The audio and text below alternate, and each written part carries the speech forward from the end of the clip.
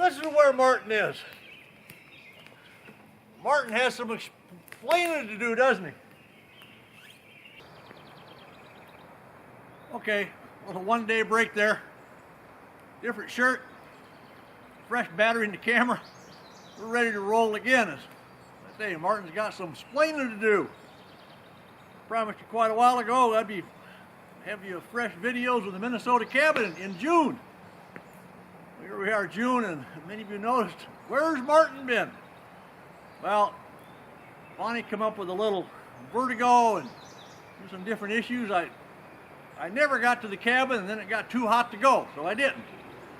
Stayed down here in Illinois, and I did some messing around, had enough projects going, and now we're into our outdoor outreach summer camp for the kids. And believe it or not, this is a prop they give me to work with. Another cabin. This is a cabin, and many of you watched the old videos from long ago and talk about my old friend Wayne. Well, Grandpa William, Wayne, built this cabin in 1972 from trees that he had planted as a young man. So that was always kind of an interesting take on this little cabin out here in the woods.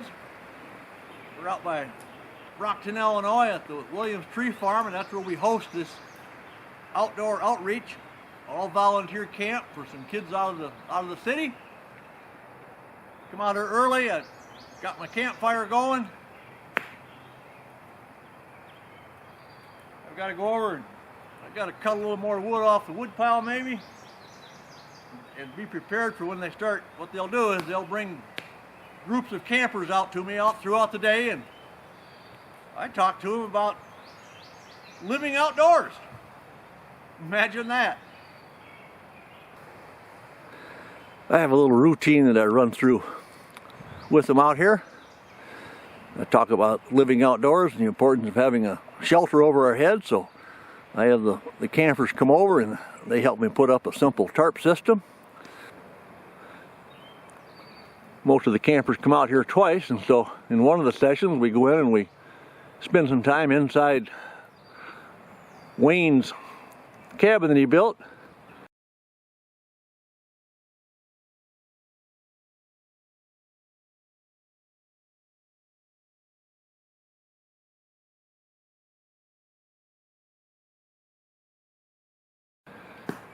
And the biggest thing though is I ply them with marshmallows and s'mores while they're here. So we get that fire going good, so we got a good bed of coals down there. Yeah, as I tell the kids, that's not a marshmallow fire right now, but we'll get down to a good bed of coals and I'll teach them how to make the trademark for Martin out here is that they need to learn how to make the golden brown marshmallow. While I've been here in Illinois, I've had a lot of other things going on too. Like Bonnie thinks maybe I should stay home every spring. Her yard and gardens are looking pretty good with all the time that I've had to spend out there puttering away. And then I've also gone down and I've been battling this phantom beaver down where the shack is. Another one of the places I can go hide out. And we've been having a little tussle about how high the water ought to be, but you can check that out on the other channel too.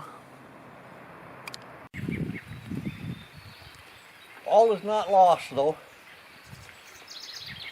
When I stayed home because Bonnie has a little vertigo problem and some trouble with the meds, go out in the yard and mess around with the garden a lot. So Bonnie's wondering how she can keep me home next spring because some things that never look so good.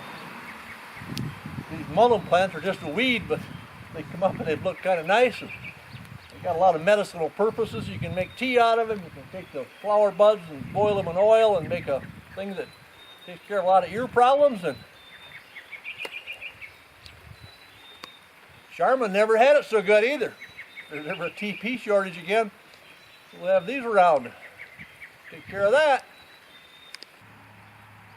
And her vegetable garden. No weeds. All the tomato plants are staked up. I think I spoiled her. I could be in trouble next spring. Now this is the scene of where I'm battling this beaver over on the river bottoms. It's where I do my deer hunting, a lot of nature walking and hiking. These beavers have been raising the water too much in one place, and so the idea is I'm trying to install what's called a beaver deceiver. We put tubing in the dam, and then the water will flow through the tubes at a certain level, the level that I want, and that's where the battle with me and the beaver goes on. Is of course he wants all the water he can get, but here I'm just digging out the channel in the dam, and then I've got 5 of those 4-inch tubes all together that I'm going to have installed, and they will allow the water to flow down through. And I lost the first couple battles because he dammed them up, but as you'll see here in a second, we did a few improvements, and I think I actually said that I won the battle one week. But all of this can be seen on the other channel, Bonnie's Kitchen, Martin's Shack, and I'll put a link to that at the end of this video. When I installed the first tubes, I lost that battle because they weren't long enough to go out far enough in front of the dam, and the beaver found them, found the water moving through, and he filled them full of mud, and then I had to go out, and they were so covered and they were so deep in the mud that I went out, and it took me a while to find them, but I kept digging down, and finally I felt it, and it took quite a bit of force even to pull it up out of the water once I found it.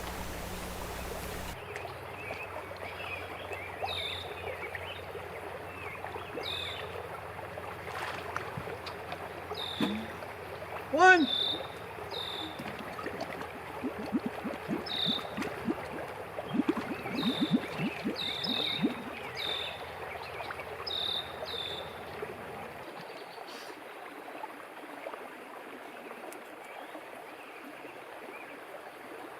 I've done a lot of prep work here. I'll show you what we have in this modification of a beaver deceiver. I don't know if that's a patented word or not, but we're going to use it here because it makes a lot of sense. What I've done is, I had those tubes coming out, the beaver had plugged up. I've added some longer extension to it, and then I've wired it into this woven wire cage. That way the beavers can't come in and plug it up. And I'll be able to stick this in a different hole if I decide that I want the water lower or higher. I've got some other metal posts that I'm going to stake those tubes down. They want to float, so I'll stake those down low to the bottom to keep this in place. I got those steel fence posts.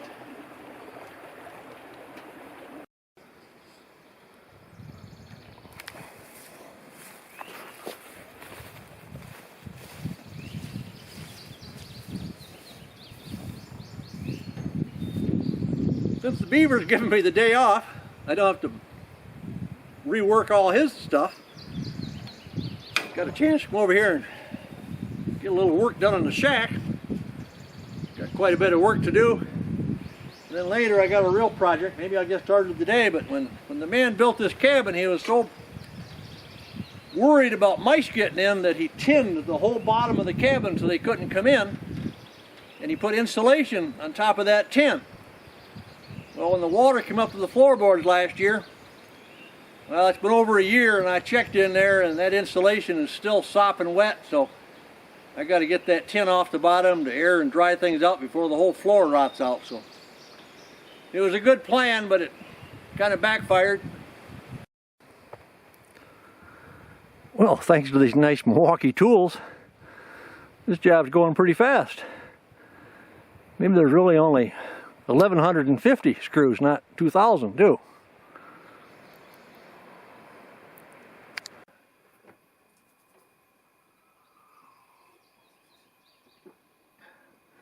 One advantage of these really hot days, coffee never gets cold.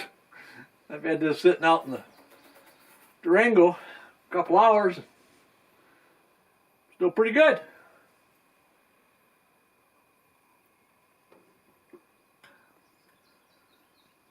Got one tank of gas. Well, actually I kept waiting for the mower to run out. It didn't. I finally gave up. Well, this spring Bonnie had she had an issue with vertigo about the time I was going to head up for my spring trip. She got over the vertigo okay, but the antibiotics they gave her for the root cause just tore her up. So I never did end up getting out of here, and then the heat got too high up north. So I stayed in Illinois and I missed my spring trip. But The bonus of that is that before Vonnie had the vertigo and I was ready to take off, so I had a whole big freezer supply of Vonnie's world famous cherry pies. So now as I'm messing around down here fighting my phantom beaver and things like that, boy do I have a supply of pies, because Kevin partner Jim isn't tapping into them or anything. I've got them all to myself, so things aren't all bad. I think I'm gonna have my pie and then we'll go out and see if we can find a little scene to conclude this video this week. Yeah, things are rough all over. As far as plans for summer, the rest of the summer, I don't know. The Canadian border is still closed, so I can't go up on my favorite canoe trip to Canada. I might be monitoring the weather up north at the cabin.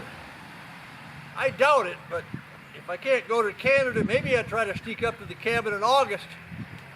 Otherwise, well, I'll try to get back up there in September and have videos in late October, but as my last promise didn't come true, well, don't hold me to it, but I plan on being there. A few minutes of this big snapping turtle will occupy us till the end of the video.